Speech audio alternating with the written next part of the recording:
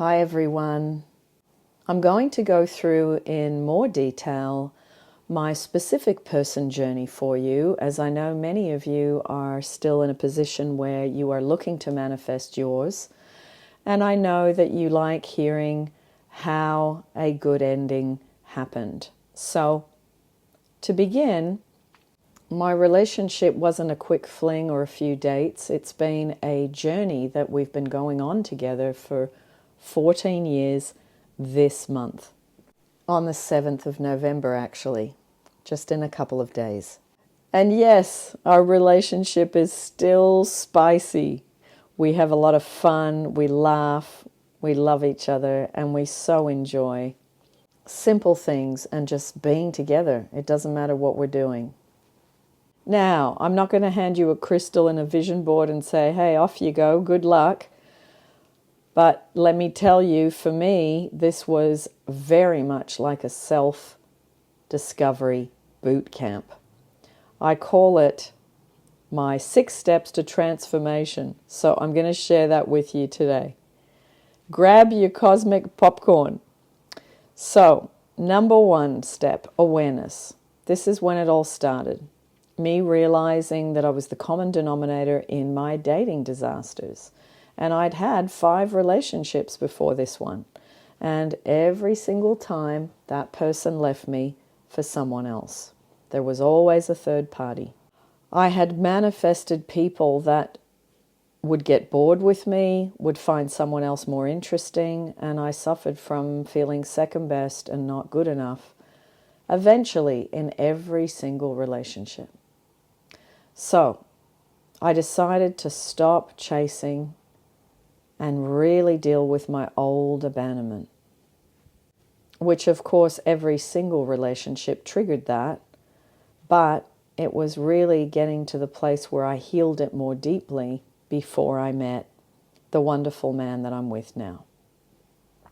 In my relationships prior to this one, I seemed to attract men that in the beginning it was all well and good, but as time went on, the men I had chosen to be with all ended up the same. They became takers, or they were takers, and I just didn't see it in the beginning. And a lot of them, most of them, were in an adolescent teenager state, like a teenager in a man's body. And I ended up being the one that was people-pleasing, over-giving, because I felt that that's what I had to do to be loved and to keep the love. And that came from the issues I had with my father.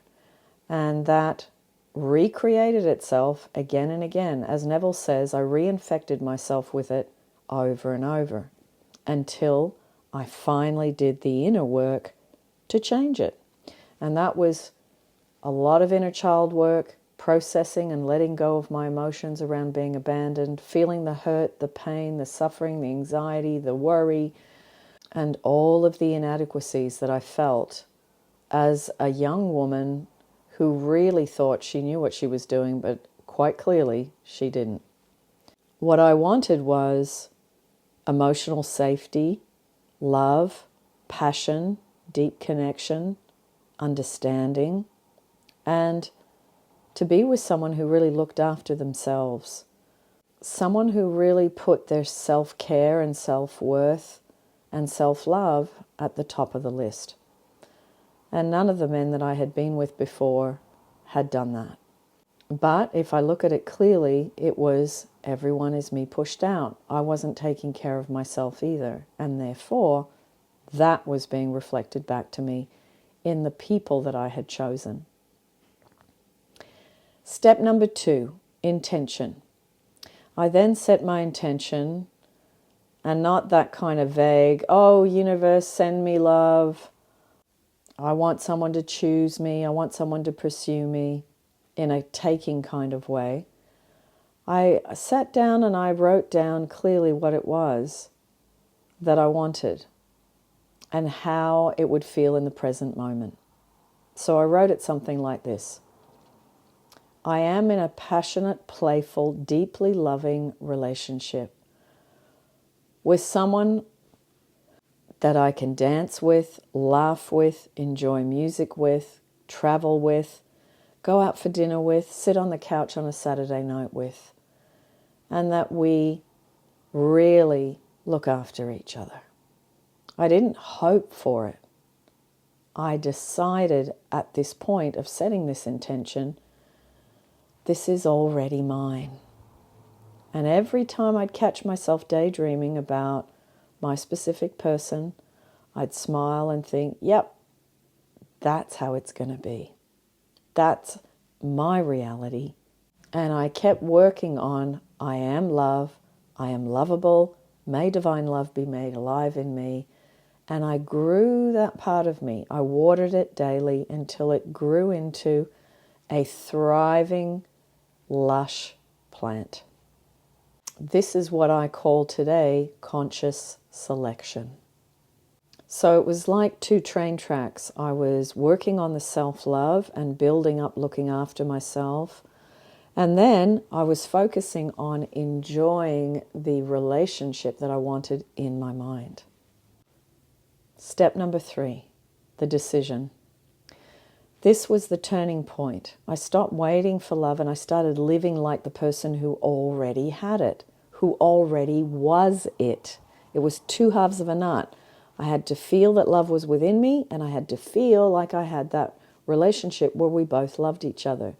So I upgraded everything, my energy, my self-talk, even my bed sheets. I made space in my life for love, literal space. One side of the bed cleared, the closet half empty, the plate on the table during meals. Because if love was coming, it needed some space. It needed a drawer, a closet, a seat at the table. And the universe was like, oh, okay, you're serious now. So that was the fun part. Doing all those little things that I could physically see with my eyes. That really helped. Step 4, the disruption, aka the plot twist. Now, here's where it always seems to happen. Some kind of chaos, some kind of cosmic test. I met someone, my specific person, and we met, but there was one big glitch. I had told him that I lived in Liverpool, and he said to me, okay, well, when can we meet? And I said, well, maybe next time I come to Europe, because I was in Sydney, Australia then. And he said, what do you mean? And I said, well, I'm in Sydney, Australia. It's about 30 hours on a plane away. He hadn't understood when we first started communicating that I lived in another country. So it was quite disheartening for a lot of the time because we would be talking, we would be communicating, we would be enjoying each other, but there was no physical contact. And for those of you that have been in long-distance situations, you know how frustrating that can be. It's like you've got someone in your life, but they're not in your life on a daily basis, in the evenings, on weekends. But somehow, somewhere, the love was strong enough, and I visited him for the first time in London back in 2014, if I remember correctly. So we built this wonderful connection, and every time we had to come together and separate, it was really tough. And in the end, I thought, I have to leave my job, I have to find a job in London, or I have to start my own business, because we can't keep going this way. It was just causing a lot of frustration, which I can look back and see now was physical frustration and sexual frustration. And when you really feel a strong desire for someone and a strong pull to someone, those things can really tip you over the edge. So the universe was saying to me really at that time, are you sure you want this thing? What are you going to do now? I've showed you a wonderful, amazing person. Now what are you going to do? Step number 5, the discipline. So I doubled down and I really wrote down everything that I wanted. And I wrote on a piece of paper, well, I wrote a triangle. I drew a triangle. And at one end it said Sydney. At the other end it said London, and at the other end it said south of France, where my family was. And I drew this little plane that was moving around. So it was showing me visually that I was going from those three places back and forth. But to be able to do that, I knew that I was going to have my own business, and I had to leave my job, because my job in Australia was only going to give me 4 weeks off a year. And you can't have a relationship and sustain it if you can only see each other 4 weeks a year. It just wasn't going to work. So the new desire was born to start my own business, to earn 6 figures a year, and to be able to go back and forth. As my mum lived in Australia, my friends were there, my long-term friends of 20, 30 years, and I needed to be able to be free to go back and forth, to be with him and to be with my mum. So that desire was born. Now, what did I do in terms of the discipline? I created a vision board where I put pictures of London, pictures of the south of France, pictures of Sydney, Australia. I put a plane on my vision board. I put words like freedom. And I said to myself many, many times over, I am free, I am free, I am free.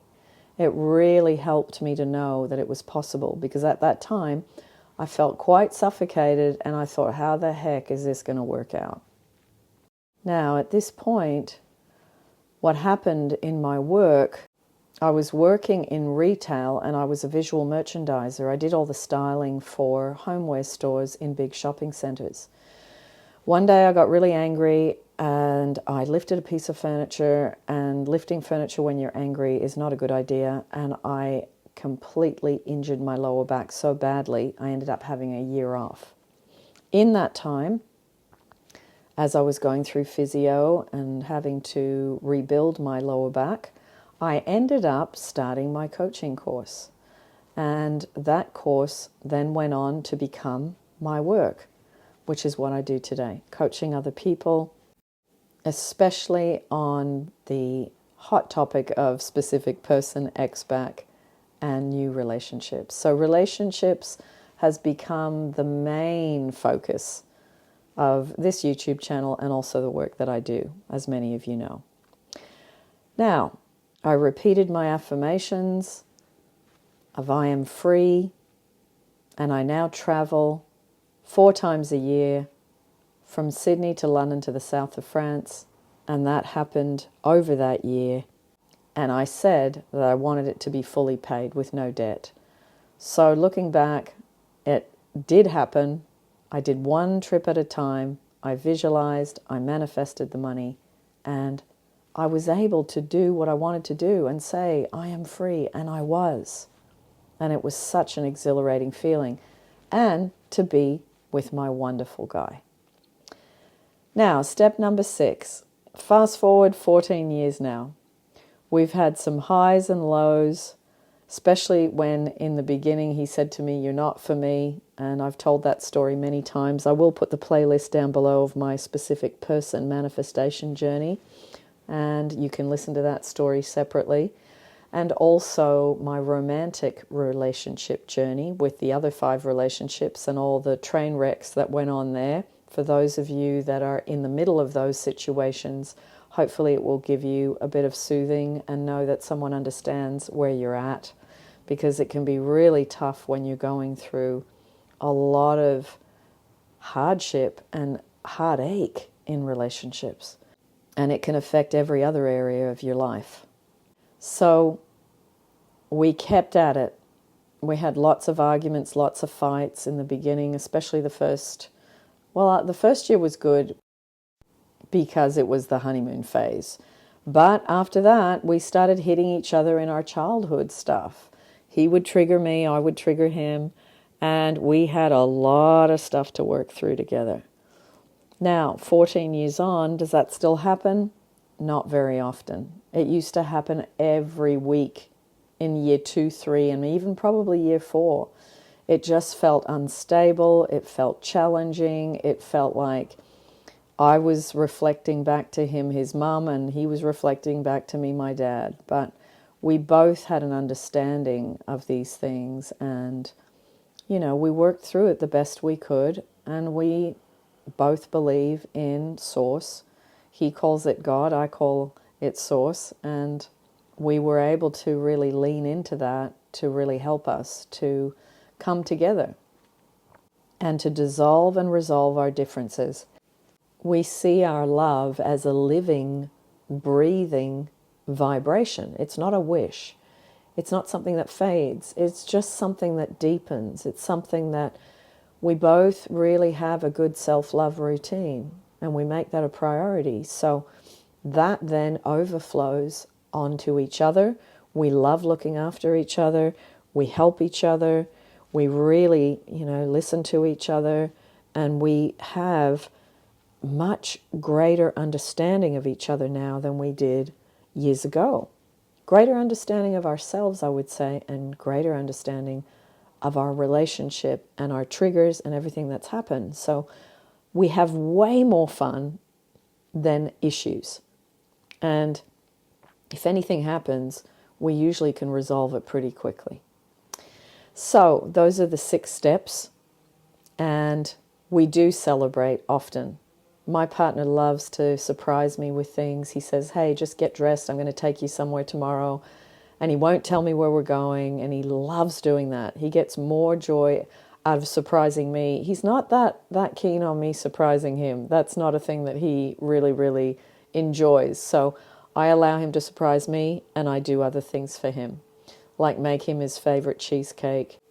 Time with my mum, because him and my mum get on so well, and they love having jokes at my expense. And also going to the movies. I'll take him to the movies, or I'll take him to one of his favorite places to eat. Those are the ways that I can do something for him, because it's important that it's not just one person taking and one person giving. It needs to be, I think, for a balanced relationship that's not codependent, where 2 people give to each other, and give in the way the person likes it, not the way you want to give. I've learned to give to him in the way he likes, not how I want to give it. And that's been a good learning and lesson for me. So that's a bit more about my specific person journey and keeping the magic alive for 14 years.